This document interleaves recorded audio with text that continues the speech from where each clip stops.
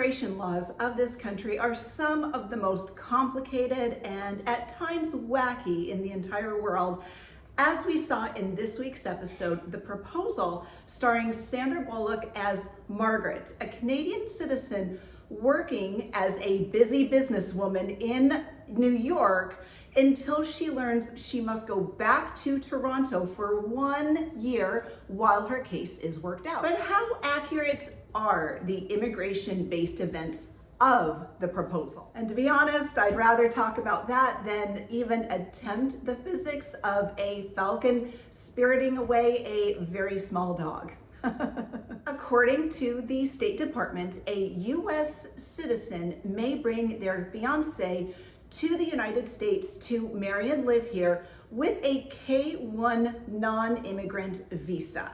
And that seems straightforward enough so far. Now, along with that, an I-129F fiancé petition is also required. Now, the fiancé K-1 non-immigrant visa allows the foreign-born fiancé to travel to the United States to marry their U.S. citizen sponsor within 90 days of their arrival. The foreign citizen can then apply for adjustment of status to permanent resident with the Department of Homeland Security. Since the fiancé visa permits the holder to immigrate to the U.S. and marry a U.S. citizen shortly after arrival in the United States, the fiancé must meet the requirements of an immigrant visa. One of these requirements is very obvious. It's the same for all of us.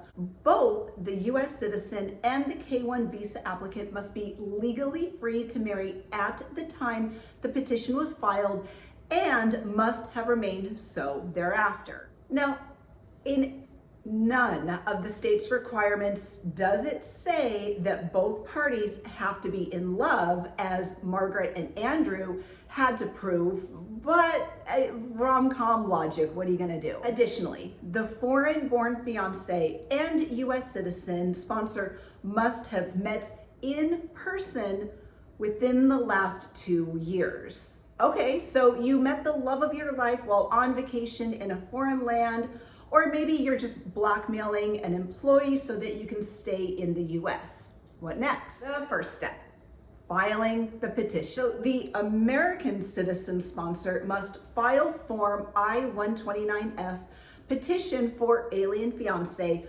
with the US Customs Office that serves the area where you live. After the USCIS approves the petition, it is sent to the National Visa Center, or the NVC. There, they will give you a case number and send your petition to the US Embassy or consulate where your fiancé lives. So the second step, applying for a visa. The NVC will then mail you a letter when it sends your fiancé case to the US Embassy or consulate. So there is some required documentation, of course. The foreign citizen fiancé is required to bring the following forms and documents to the visa interview. Number 1, the completed Form DS-160 online non-immigrant visa application. You must 1, complete Form DS-160, and 2, print the confirmation page to bring to your interview. A passport valid for travel to the United States and with a validity date at least 6 months beyond your intended period of stay in the US.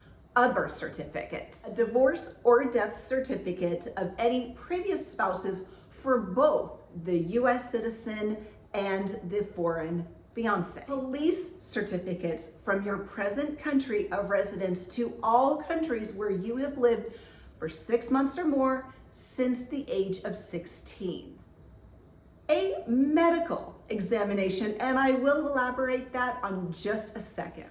Evidence of financial support, you know, like working under the supervision of a foreign-born boss, just for example. 2 2x2 photographs, and think of these as like similar to the photographs that you have with your passport. Evidence of a relationship with your US citizen fiance. And I don't know how you prove this other than yeah, we met while I was working in Iceland and we fell in love kind of story. I mean, I guess they get into that in your visa interview, but I doubt it's going to be anything like the interview we saw Margaret and Andrew and their families and poor Ramon go through. And last but not least, payments of all fees. Okay, so that medical exam. Applicants will need to schedule a complete medical examination before the issuance of an immigrant visa. Every applicant must undergo a medical examination that must be performed by an authorized panel physician. All right, so you do all of this, you fill out all the paperwork, you get an exam, you pay the fees. Once your case has been received from NVC by the US Embassy or consulate that will process it, the length of time varies from case to case according to circumstances. Now, most cases are delayed because applicants do not follow instructions carefully, or they supply incomplete or maybe fraudulent information. And because of this, some visa applications require further administrative processing. Now back to those fees. The cost for applying for a marriage-based green card is about $3,000, not including the aforementioned exam fees that varies from about $200 to $500. So all in, you're looking at about $4,000.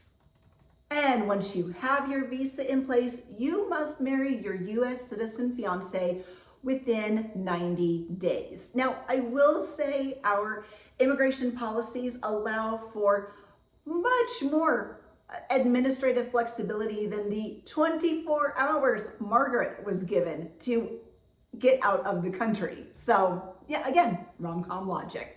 From there, you will have the opportunity to apply and become a naturalized citizen, but this is a topic for another day and another hurdle for Margaret and Andrew to navigate as they date while they are married. Wackiness, wackiness, wackiness. So go ahead and give the subscribe button a large stack of paperwork so you never miss a thing.